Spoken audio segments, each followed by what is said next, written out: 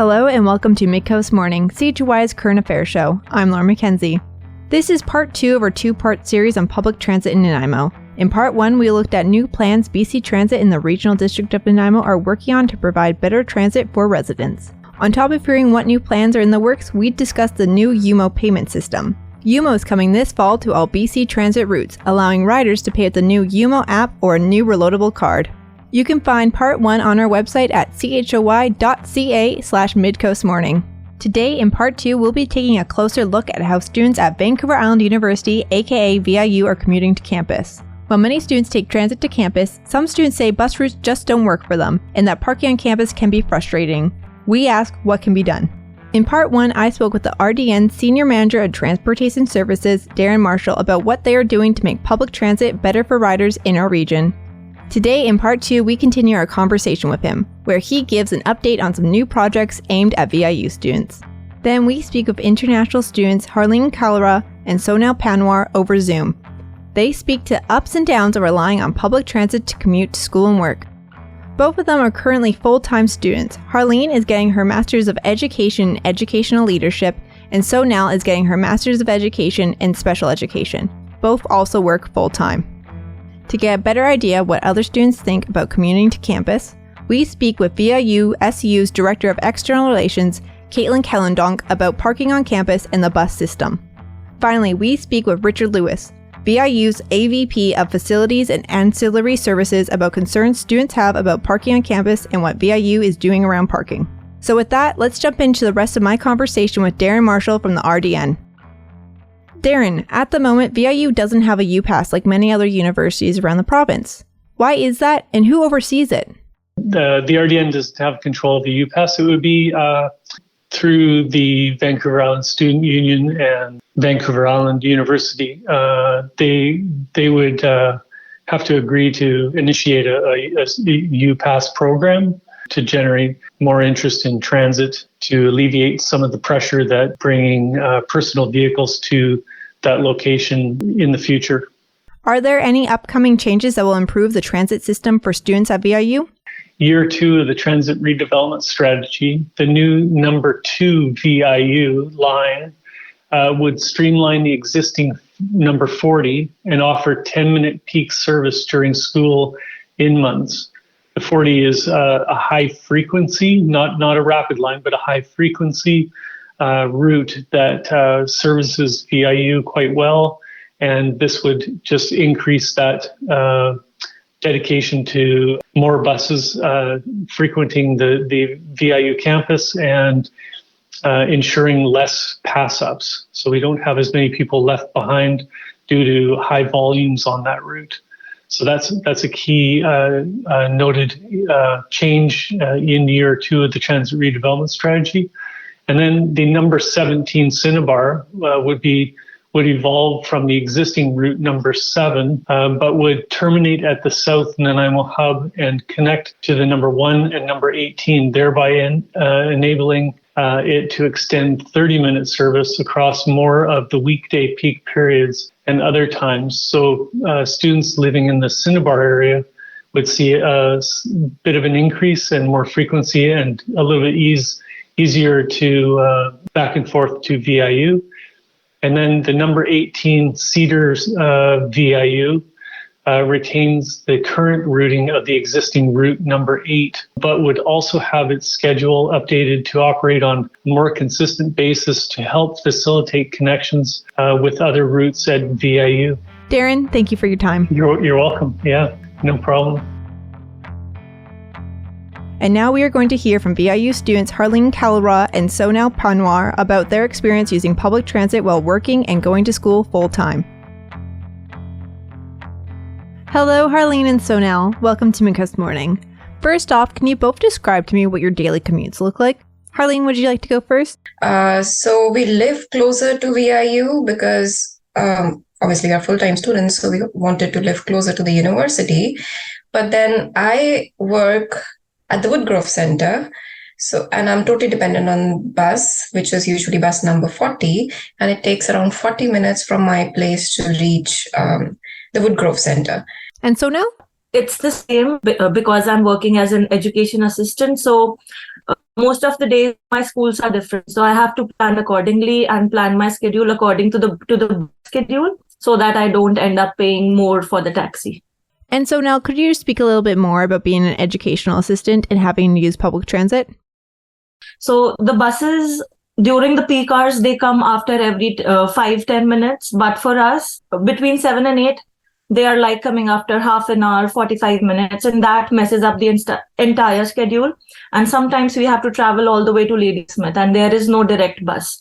So we have to change 2 or sometimes 3 buses for that as well. And in cases that buses didn't work for the situation, did you have to pay for a taxi? Yes, there were certain times because of the weather as well, because in the morning it was raining a lot. So I had to take taxi because of that. And also the buses, they are not like on time. And Harleen, can you speak about your commute to Woodgrove? Yeah, so what I had to do with my work at Woodgrove was to change my schedule during the weekends so that it could match the bus schedule. In weekends, it's a special problem that we cannot have the bus. There's like the bus is coming after an hour or so. So that's kind of difficult. And as I know, many of us, by us I mean international students, we're working at the Woodgrove Center, and we're living closer to the university because that makes it easier for us to go to the university for our daily classes. So that's kind of difficult to manage because it takes anywhere around 40 minutes to an hour to reach to the Woodgrove Center by taking the bus number 40. And I've been offered a different job as well recently, and the timings are bit odd as it ends at midnight sometimes. So when it ends at midnight, there is no bus. The last bus, I think it goes at 11:30 or 11:40, and I cannot find a bus, and I have to walk to my place or maybe take a taxi. Another problem which I'm facing was because right now we're living pretty close to the bus stop. So that's not an issue walking from our home to the bus stop.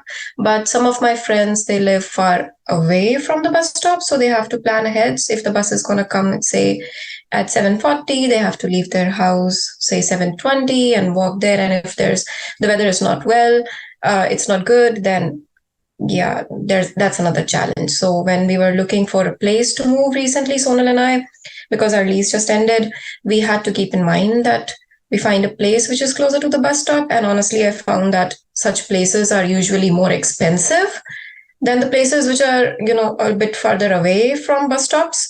But since we are totally dependent on public transit, we have to manage paying more rent. So when renting in Nanaimo, it's almost like you're paying a luxury to be living on a bus route. Yeah, whereas, using the public transit, I don't feel it's a luxury. I think we're dependent on it, and it's like the basic necessity. A luxury would have been owning a car. So yeah, it feels like we're paying for a luxury, whereas the service is not even a luxury. And I know that on the mainland, the buses, they operate even late at night. And I would have really preferred that because with this new job, I would have appreciated if the buses could run later in the night. Have either of you found commuting to the campus difficult?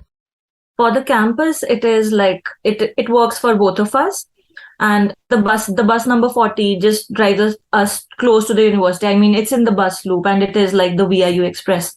So it's fine. But again, some people don't live on the bus number 40 route. They live far away, like on the Jinglepot area. They don't find it feasible. They have to change the buses or maybe walk all the way down the hill to the university. Currently, both of you are in Nanaimo for school. But if you're wanting to continue living in Nanaimo and working here, do you feel like you would need a vehicle?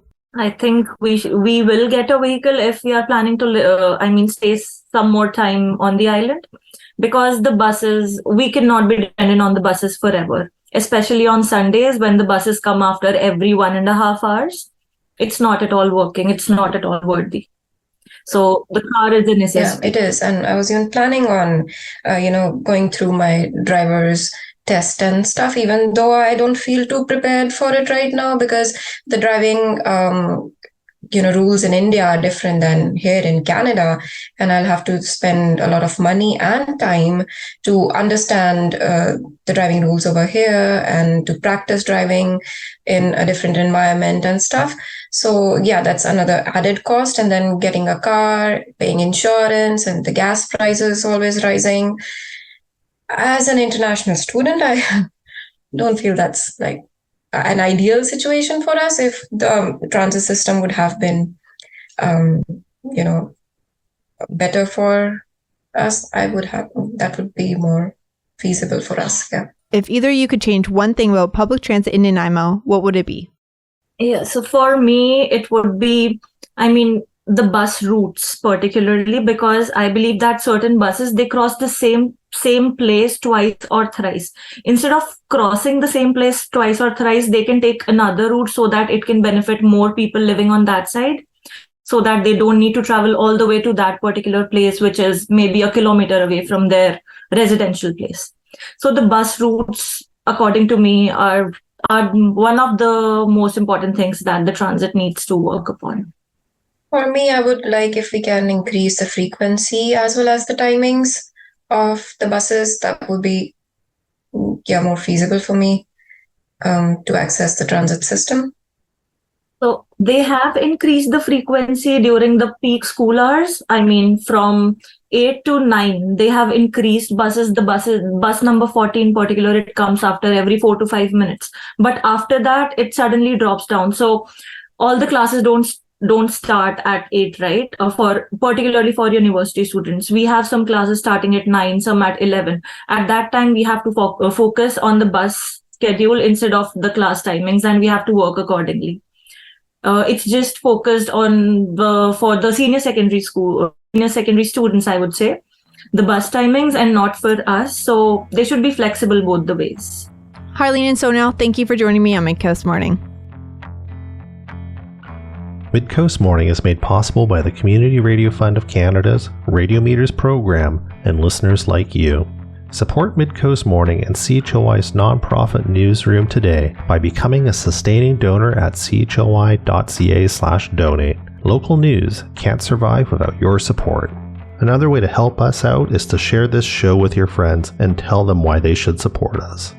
Finally, if you're listening to the podcast edition of Midcoast Morning, go and give us a positive review on Apple Podcasts or whatever podcast feed you use. It helps people find us.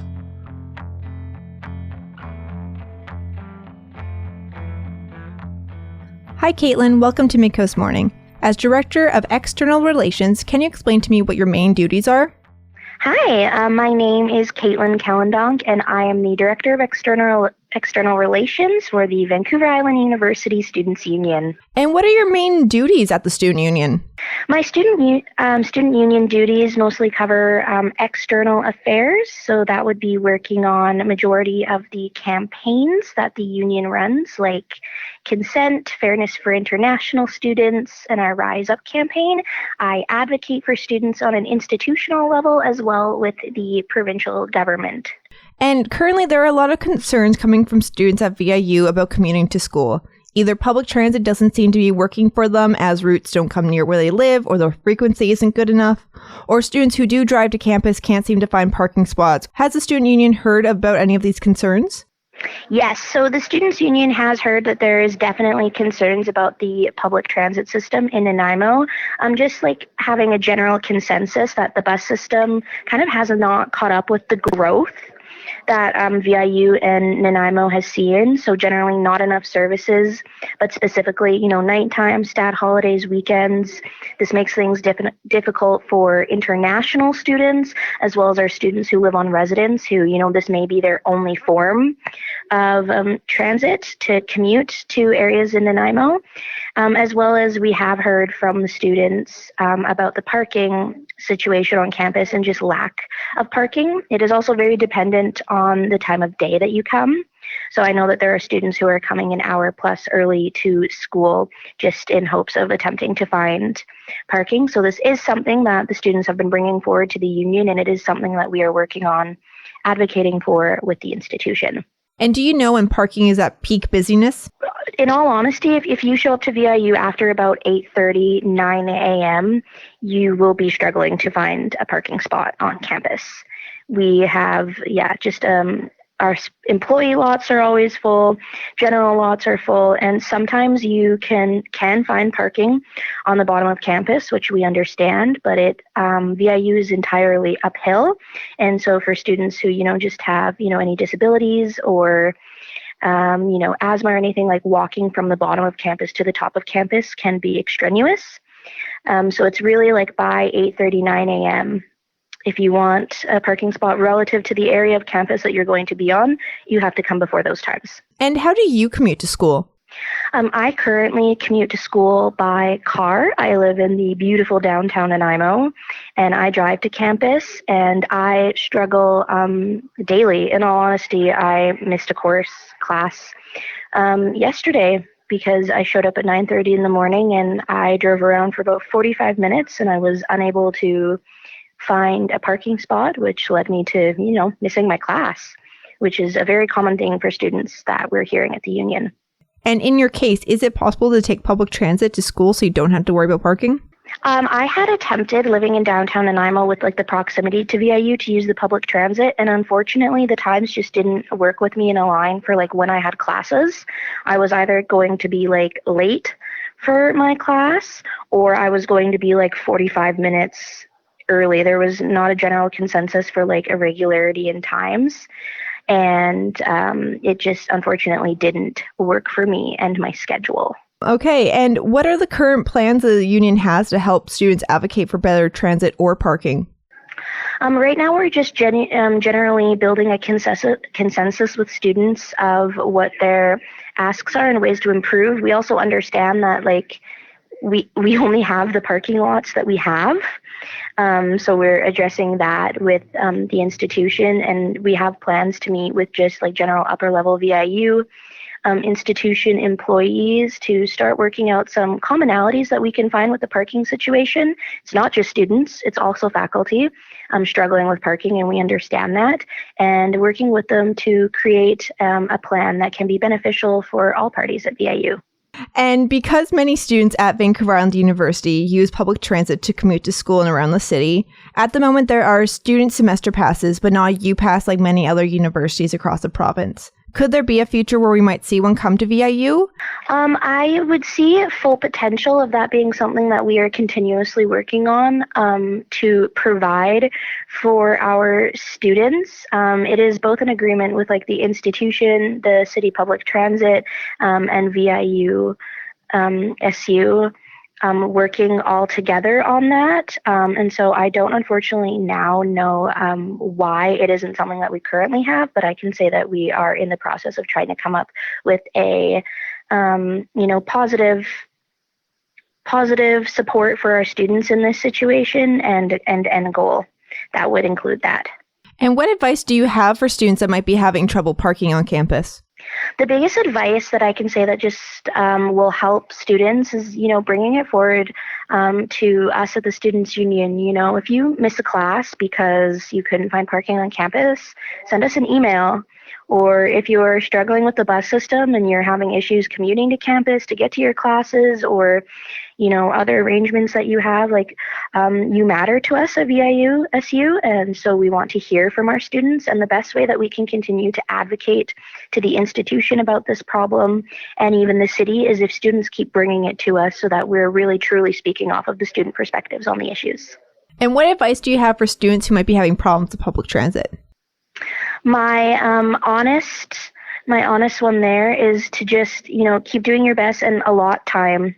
I understand that it's hard and we're all hard for time these days, but, while we are working to, meet these issues and to meet with the city delegates and VIU institution delegates on this matter, just make sure you're giving yourself, enough time to get to campus. I know it's not the best solution, but it's what we've got for now. And that goes for, parking on campus as well. Make sure you're giving yourself enough time, because you might, and majority of our students are waiting 30, 40 minutes to find parking on campus. Caitlin, thank you for your time. Thank you. Following my interview with Caitlin Kellendonk, I spoke with Richard Lewis, AVP of Facilities and Ancillary Services at VIU. Hello, Richard. Welcome to Midcoast Morning. Can you start off by explaining what you do at VIU?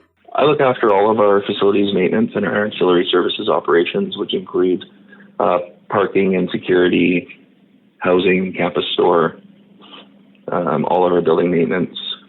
Yeah, it's quite a varied portfolio. And so speaking about parking, who oversees parking on campus? Is it all run by Indigo, which is a third party, or does VIU have some say in the things like space, price of passes, or price of tickets?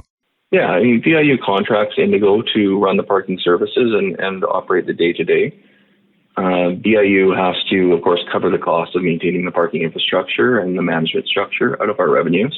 It has to be cost neutral to the university because it's not an expense we're permitted to use a government grant for. We use Indigo as a service provider in order to operate parking on our behalf. We review our rates annually and ensure that we're covering our costs for parking. And how does VIU figure out the prices of passes? Well, there's a bunch of factors. So primarily we look at what is happening in the local Nanaimo area and base a lot of it on that. But we also have to look at supply and demand and try to ensure that the people that really need parking spots are able to get them when they don't have any other options. So there is a balance there, but ultimately the rates are chosen to reflect our costs associated with parking. And as VIU grows, is VIU prepared to add more parking spots to campus? If so, where? So our focus is really on encouraging people to choose active transportation options. And there's a few reasons for that, obviously, reducing carbon emissions, but also if we look to our campus master plan, which is a 50-year look ahead on what we expect the Nanaimo campus to look like, we call for reduction of parking supply over time.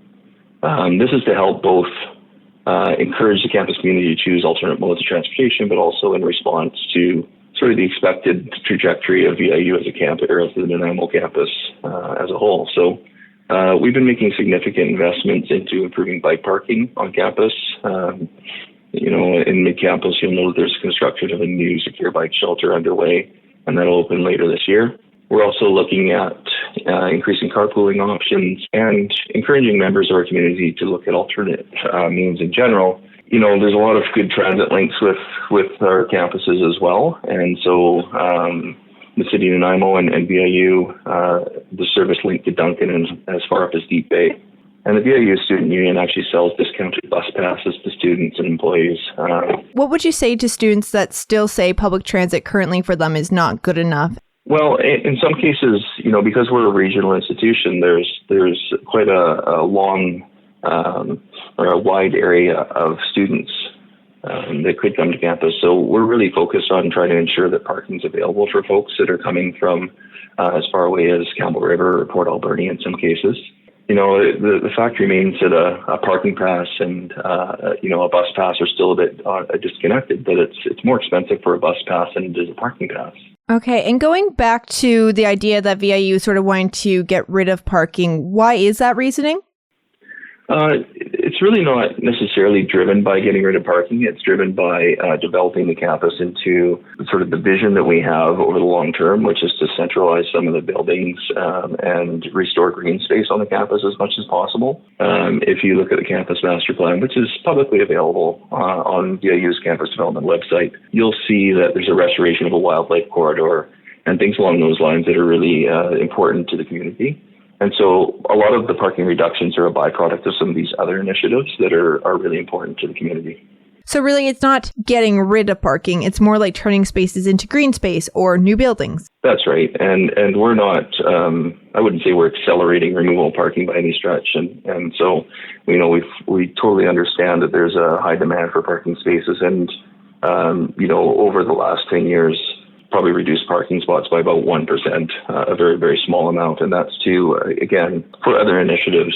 There is a rumor that if you don't pay off your parking ticket or parking tickets, VIU will not allow you to graduate. Is this correct?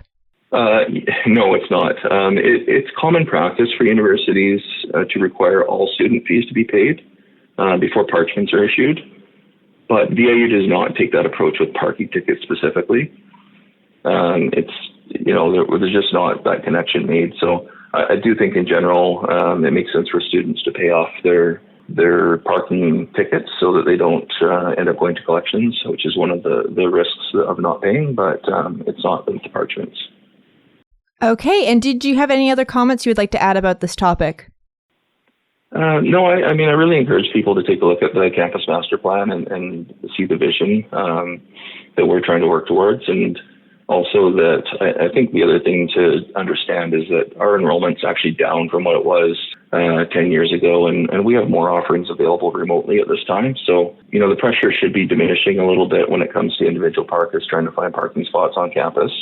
With that said, we understand that at peak times there can be some challenges, and I encourage people to look around a bit more or engage with some of their classmates around carpooling. Certainly understand their transit and cycling options if they're available to them, and be proactive on how they get to campus.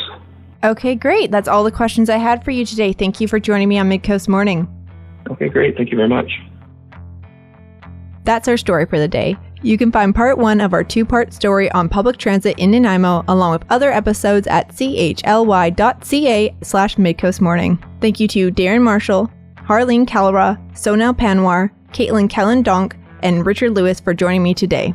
I'm Lauren McKenzie, host and producer of Midcoast Morning. Jesse Woodward is our executive producer, and Arby Frew is our technical advisor. You can sign up for CHOY's newsletter at chly.ca/subscribe for updates from our news department and more. Our theme song is First One by local Nanaimo band Waste Management. You can find more of their music on their Bandcamp. Support local artists by buying their music. If you have a story you would like us to cover, email us at news@chly.ca. Midcoast Morning would not be possible without the funding of the Community Radio Fund of Canada's Radio Meters program and listeners like you. Midcoast Morning is a project of CHOY's nonprofit newsroom. Support nonprofit journalism in Nanaimo and on the Salish Sea today by becoming a monthly sustaining donor at $5 or more per month. Support the program at chly.ca/donate. If you're already a supporter, record a voice memo telling others where you're listening from and why they too should support our work. After you're done, you can email it to us. Also, share the podcast with your friends. While Meta is blocking Canadian users from sharing news content on their Facebook feeds, you can still share our podcast directly with your friends via Facebook or Instagram Messenger. Finally, this program acknowledges and gives thanks to the Snuneymuxw First Nation as we broadcast and podcast from their traditional territory. Thanks for listening.